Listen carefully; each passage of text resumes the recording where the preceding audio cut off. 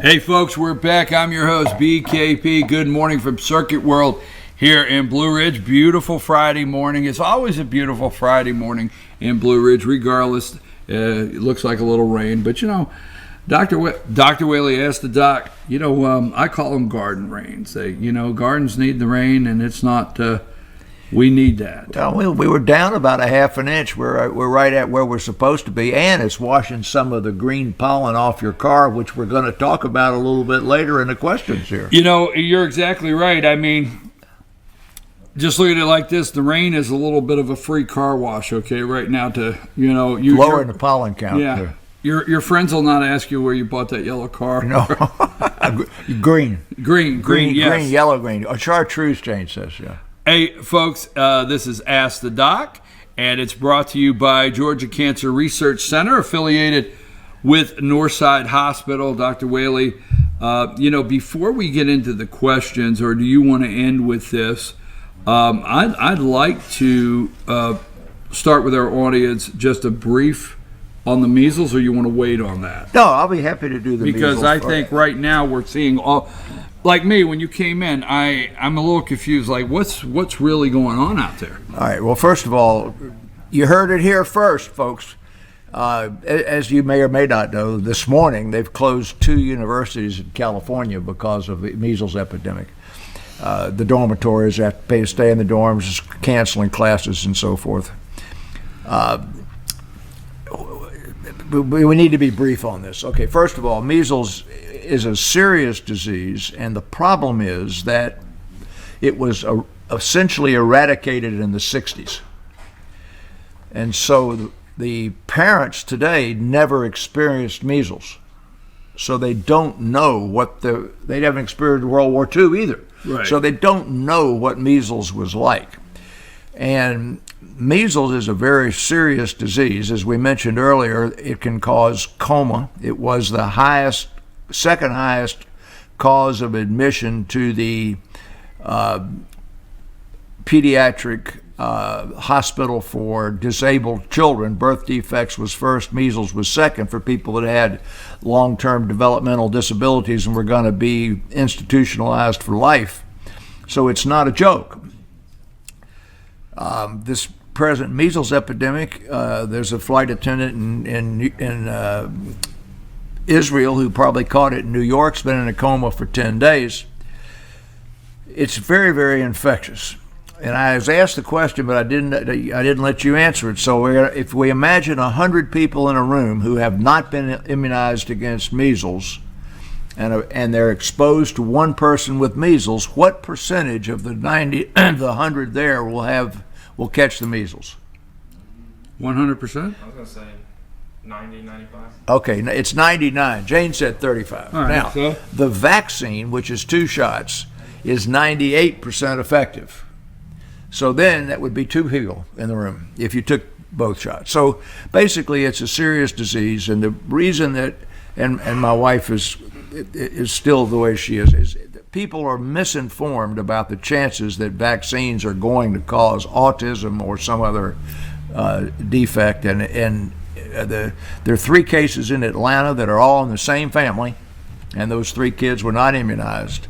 You know what they've done in New York, closing the schools and forcing people to get the shots. It's just another day to say, go get your measles shot.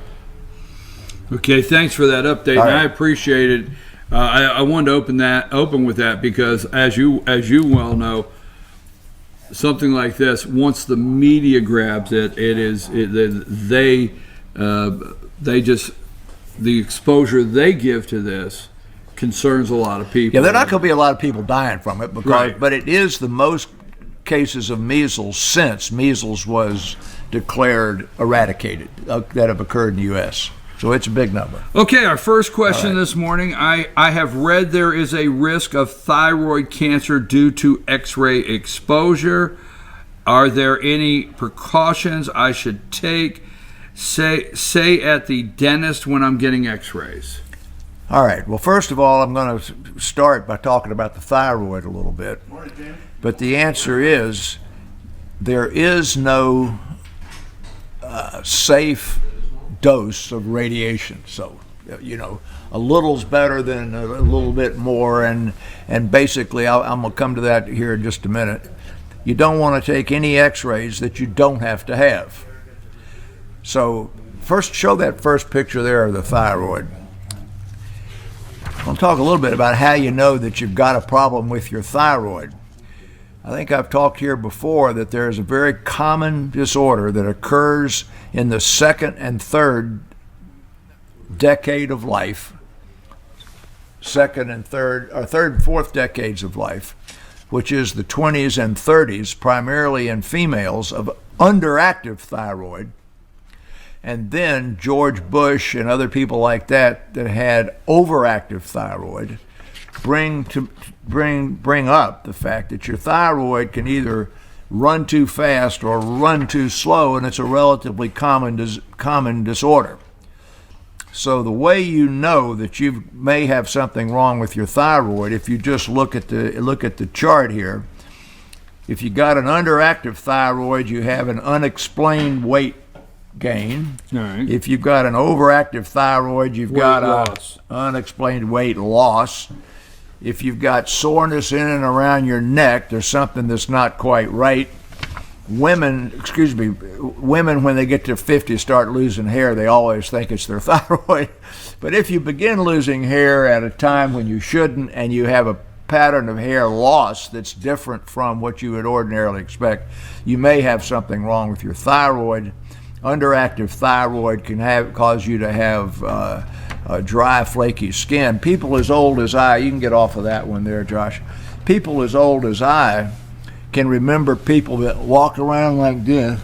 Their tongues were thick and they appeared to be slow, and they were called cretins. That is a congenital, go to that next picture there, underactive thyroid. So here's a picture of where your thyroid lives. Your thyroid lives where your tie is, okay? And so if when you're buttoning your shirt or you're putting your tie on, and you aren't gaining weight, and all of a sudden this gets a little bit, it gets harder and harder to button, or you get more and more thick, or you feel a big bump up there, then that's time to go see Dr. Tidman or Dr. Pittman or one of those people, because that's your thyroid gland and somebody needs to look at it. So go to the next one, and we're into where we're talking about the causation of thyroid malignancy. So if you look at these three things here, low iodine levels used to be real common. But now, if you remember the Morton salt shows that lady with the umbrella, that old picture, it's a 100-year-old picture. When it rains, it pours, and at the bottom it says iodinated. There are whole portions of the United States where the crops that are grown there have proper amounts of iodine in them, and those parts are the parts of the country that were under the ocean way back when. So that's the flat plains out in the west. This part of the United States, where there's all these Appalachian mountains, did not have sufficient iodine in the soil. So back before stuff was made in a factory in Louisiana, or let's say Fritos. Fritos used to be made in Chambly, Georgia, and shipped all over the United States. But once you started making food one place and shipping it all over the United States, and they started using salt that had iodine in it, then you eliminated the iodine deficiencies that were occurring in parts of the country where if you just ate natural stuff coming up out of the ground didn't have any iodine. So we pretty much eliminated iodine levels in causing cancer. Second is gene mutations, and gene mutations is the tiniest part of thyroid cancer, and the third is radiation. So these, we can put that one aside there a minute, Josh. So I think the concern that they had there is really worth talking about. This week I have had two patients, throw the next one. The most common type of thyroid cancer is called papillary or follicular, and these are the ones that people have had have had some levels of radiation. All the rest of these cancers are minimally associated with radiation, are primarily genetic. So go to the next one, and you people are going to get a big kick out of this. We're going to spend a little bit of time looking at this. The first one is radiation doses that you would get from various x-rays. So you see chest x-ray over here, abdominal x-ray over there, spine x-ray over there. Well, over here on the right-hand side is how much you get from just being alive and walking around the streets. So all of those are substantially less than you get annually just living. Right. Now, when you go get a CAT scan, some real diagnostic procedure, you are getting radiation that's above background radiation that you would get walking around where you are, all right? Now, you're going to get a real big kick out of this next one. Josh, show the next one. So we're going to put this thing up here and look at these. Over here are a bunch of natural radiations. Look at this here for just a minute. That's how much radiation you get doing what? Eating a banana. Now, this is your daily dose of background radiation if you're just living. Look, 4 times that is, what does that say? Airplane flight from New York to Los Angeles. So you get 4 times more radiation flying in an airplane across the United States than you get in a normal day. That's why pilots, particularly those that fly global routes, are really exposed to substantial radiation, because when they're at 36,000 feet, gamma radiation particles penetrate the airplane. And that's, I've said once before, they used to be thought, or maybe there's a slight statistical increase in brain cancer in airline pilots that fly global routes. Now, if you look at a chest x-ray, the chest x-ray is hardly any more than just that airplane flight. You see that? Yeah, notice that. All right, I want you to look at the next one, because the next one here will knock your hat in the creek. What's that say?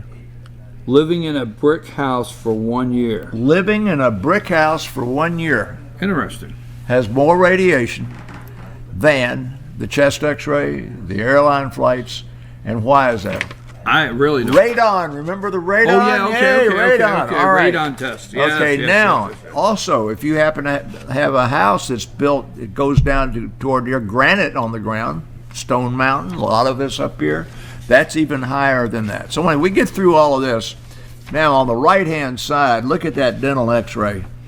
That dental x-ray is less radiation than you get eating a banana. Oh, it's about what you get. It's what we call a tad higher. It's about what you get eating a banana. Just a touch. But it's about what you get by a 1-day visit to the Grand Canyon, and it's 1/5 of the 1.05 what you get in just natural day radiation. So dental radiation is not much of an issue.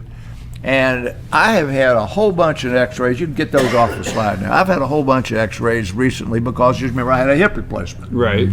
Well, when I go in there and get a hip replacement, they go and x-ray me. They put this big old lead thing in front of me and wrap this thing around my neck. And you haven't had an x-ray in the last 10 years where they didn't dress you up like you were going into outer space. If you're a man, they would take a thing and lay it across your abdomen here over your privates, and if they were x-raying your chest or doing dental, they'd lay something over your thyroid. So the industry today takes great pains with protecting you from radiation. Now, how often are you supposed to get dental x-rays? You'll find that the dentist is going to want to a hammer, everything's a nail, right? The dentist is going on to do x-rays every time the sun shines. But if you have normal teeth, you are using fluoride, you're adults like us, and you have dental x-rays and they have corrected what's in there, you don't need to repeat those x-rays for at least 3 years. So my precaution to you is discuss whether you need or don't need x-rays with your dentist. They don't do annual chest x-rays anymore. If you're going to go be sent for a CAT scan because you're passing a kidney stone or something and you're laying there and they're having to give you shots of morphine because you're hurting so bad, take the shots.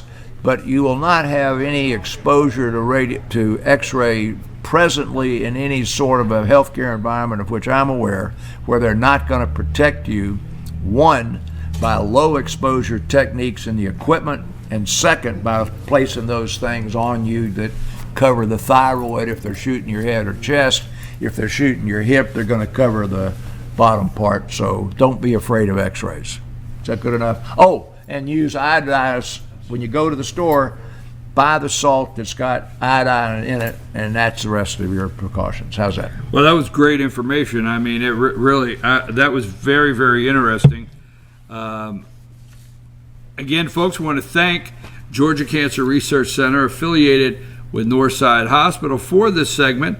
And our second question. Now, Dr. Whaley, we are getting this. We're getting this question. Our Facebook page. Every time we put something up, we will put up "Ask the Doc," and underneath it, somebody will write this. And obviously, there's only so much I guess we could say, but this is something a lot of people suffer with, and they keep wanting to talk about allergy season. Well, they're hurting really bad now. Yeah. And I mean, so again, I take a regular allergy pill daily. However, on Sunday, I worked outside all day in a workshop, stirring up dust, pollen, and outdoor allergens. I woke up feeling stuffy and with an itchy throat. Is there something more I should do on days when I am exposed to more allergens to prevent me from having these symptoms? Should I wear a mask? And I guess this is exposure to allergens. Now, Wednesday, I got an opportunity to sneak away after early morning at the office and run home and cut the grass in the middle of the day, which I enjoy. But I tell you what, when I got done, I just did not feel well. Yeah, I got to ask you, have you ever lived in Arizona? No. Okay, the first thing I tell you to do to prevent this is move to Phoenix, Arizona. There's not any allergies in Phoenix, Arizona, okay? That's the first one. We're going to blow your mind. When you put this up, Josh, how well can people read? They can see they can see what's going on. Can you make it full screen? All right, he's going to make this full screen just briefly. This is a year-long calendar, January through December, divided into different parts of the country. And if you look at the southeastern United States, which is the third block down, allergy season begins in the second week of January. You see that? Absolutely, yes, I do. Now, it's trees until April and May. Then it's grasses going all the way out here. There's your weeds. There's more trees. They didn't even put mold in here because some places have greater or lesser degrees of rain. But you'll notice that the allergy season doesn't end until October, November. Well, yeah, at the end of October. So we get October, we get November, December, and only half of January. 1 week of January. Yeah. So we really have an allergy season that lasts 10 months a year. Now, really. if you can see this on the screen at home, what I'm noticing is the southeast. This is something we don't want to be the leader in, but we are. We are. Okay, now, not only are the leader in that, but Sunday, this said Sunday. Yes. Remember we talked, Sunday was the day that the pollen count was above 6,000, which is the highest that's ever been recorded in the United States ever. Last week when we were here, you remember, I said one day last week was the second highest pollen count since they've been counting them in the beginning in 1958. Did I tell you on the air how they started counting pollen? No. Okay. Scott Carroll, who's a good friend of mine, was the founder of the Atlanta Allergy Group. In about 1966 or so, something like that. They had an office in Sandy Springs. Scott went out and put a 2-inch piece of Scotch tape on a microscope slide with a sticky face up on the roof of his office. And they had the microscope slides have divisions on them where you count white cells. So then he took that microscope slide down to his office, put it in the microscope, and counted the number of pollen spores that had hit the sticky tape into 12 hours overnight and counted them like they were white cells, and then gave WSB the pollen count. And so that's the way the pollen count begun on the roof of Scott Carroll's office, and that's now an Atlanta Allergy and Asthma Clinic, and they got hundreds of doctors. Well, anyway, so that pollen count last Sunday was really high. So let's go and we'll do this a quick thing about the allergies here. We're going to show this young man. We showed this, I think, about a year ago. So there are physical findings that your doctor is going to use to tell you how significant these allergies are. But if you'll notice, they've got actually physical findings upon the face that are associated with allergies. People who have chronic long-term allergy and airway obstruction actually get a recession of their jaw if they're children because it doesn't grow normally because of the way they breathe. So here's this poor young man who's got a real bad allergy. Josh, go to the next one. We're sending him across the street to CVS or over here to Ingles or to Southern Drugs, which is run by some local girls, and they're going to go in there, and here is over-the-counter Allegra. Now they're going to ask their local pharmacist, give me whatever I need. My poor son, he's 14 years old, is in bad shape, and I want the most inexpensive I can get. Now this one right here is going to cost you a ton of money. Go to the next one. If you've got major nasal, instead of, they're going to sell you, this is another brand here of nasal spray. They're going to, that we prescribe for people who are primarily waking up with a big stuffy head and the headaches and all of that. Again, it's a brand name. And you go to the third one. This says Kirkland. Well, Kirkland comes from Costco. But every one of these stores, and this is where I'm trying to go with this, every one of these stores have a generic brand of these expensive medications that sits right beside it that says compare to, and these are made in the same factories by the same people, and this is a place where generics are equal to brand names, and you see the ads on TV, forget them, and get your pharmacist to help you pick the cheapest brand. That the pharmacists are not going to try and sell you a pig in a poke. Let them help you pick the drug. You know what I always do is I always look at the back, like you said.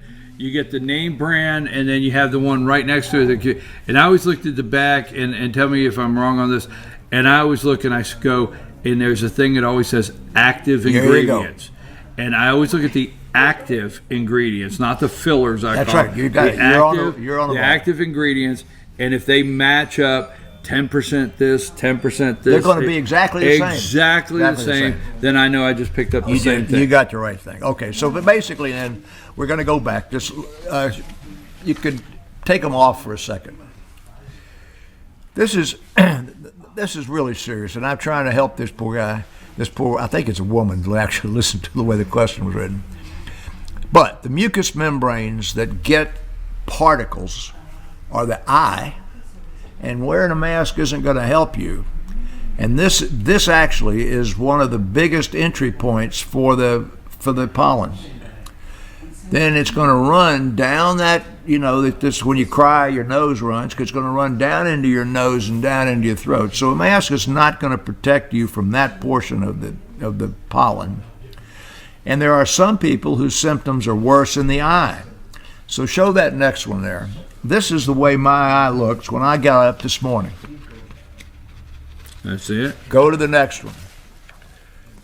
This is a brand name eye drop. There are two, one that starts with A and one that starts with Z. So if you just go to the eye drops that say allergy, the AI and the Z are both anti-allergy ones, and they're both brand names, and right beside them is the local CVS or Ingles or Equate brand. But I have put 2 drops of that in my eye this time of year for about 6 months, in the morning and when I go to bed at night. So what I'm trying to tell you is this allergy business is a bit organ specific. Everybody should be taking that Allegra or that generic non-sedating antihistamine. Those whose major symptoms are in the nose, that Flonase or that nasal steroid is perfectly safe. It's 2 puffs in the morning, 2 puffs at night for about a week, and then 2 puffs once a day for the rest of the season. So if you're mostly bothered in the daytime, you do it when you wake up in the morning. And if most of your problem is when you wake up in the morning, you do it when you go to bed.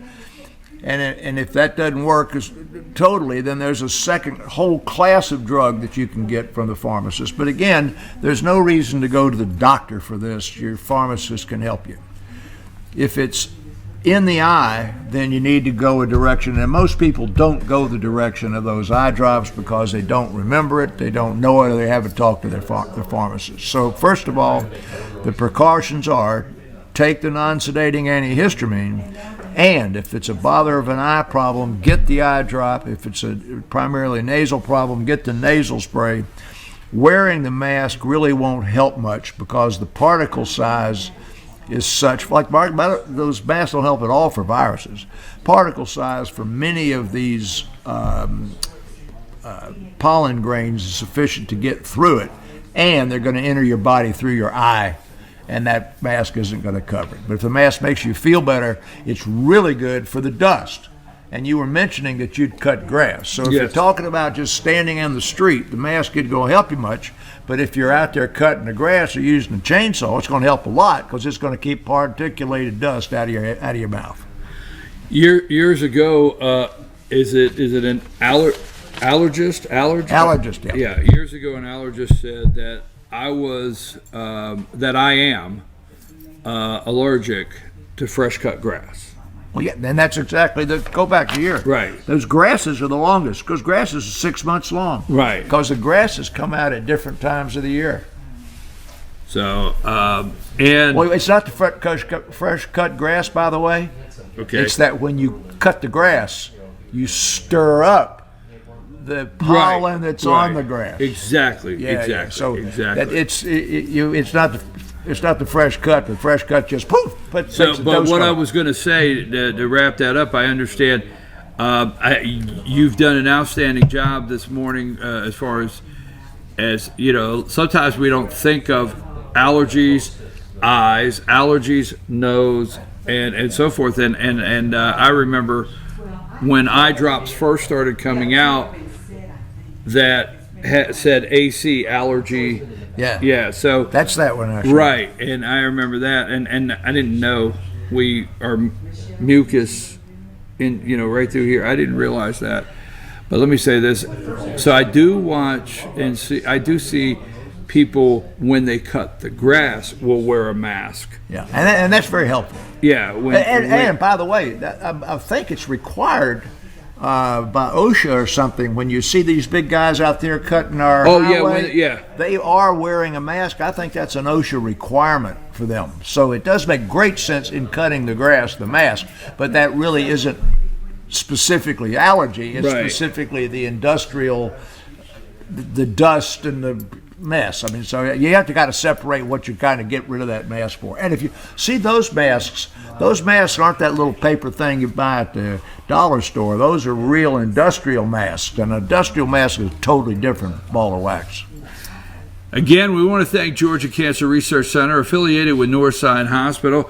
What have you prepared this morning? Well, you remember I told you we had a hepatitis A epidemic, and yes, man, that's gotten huge, hasn't it? But I want to go back to the melon and the salmonella epidemic that I mentioned to you last week, because it has gotten to be huge. It's been all over the paper. They have now isolated the bacteria to Salmonella curare, which sounds like the stuff on poison arrows, right? Which is not common in the United States and specifically comes from South American melon. That's number one. Number two, the melon that has been indicted on this is cantaloupe, honeydew, and watermelon. The packaging is a clamshell package, and it has all come from one distributor in Cincinnati, and it comes under different brand names. And this is the point I want to get to, because you look at a brand name, you would say like Kraft or something, and you're comforted. The brand names that has been under in the Kroger store is Boar's Head. Now, we go to the store, we go to the deli, and we think we can get Boar's Head salami and stuff. It's really fancy. Many people don't realize that they do lots of different stuff, but the brand in Kroger is Boar's Head. The brand in Walmart is Freshness Guaranteed. The brand name at Trader Joe's is Trader Joe's. The brand name in some of the others is Renaissance Natural Food. So you listen to all those names are all sort of reassuring, but as I said, it's the same bottle, it's the same thing, and it's just a different label on it. And it doesn't. If don't buy it. I mean, go cut it yourself. I guess is the message in that. You can't be reassured by some fancy name. Dr. Whaley, I appreciate it. And folks, we cover so many subjects here every Friday morning, but what we always want to do is make sure we get to your questions. So let me tell you how you do that. You send us an email, info @fetchernews.com. Put in the subject line, Ask the Doc. Send us a question. And also what we're getting used to is, a lot of times on our social media, from Facebook to Instagram and Twitter, we have the Ask the Doc that goes out just to remind you to watch, and you put notes there. So don't hesitate. We have picked up on that several times, that you're putting questions on our social media page. So don't hesitate to continue to do that. If you want to share this show with your friends, this great information that Dr. Whaley brings every Friday, you go to our YouTube channel, FYNTV, Fetch Your News, YouTube channel, click on playlist, playlist, and look for Ask the Doc, and they're all there, and you can share them with your friends. Again, we want to thank Georgia Cancer Research Center, affiliated with Northside Hospital, for this segment. You have a wonderful weekend, sir. I hope you out there get your allergies under control. I understand you all too well. I get the scratchy throat from the allergies. But anyhow, we're going to be back right after these messages with the all-star political panel. They're waiting over here. They're ready to go, and we'll be right back.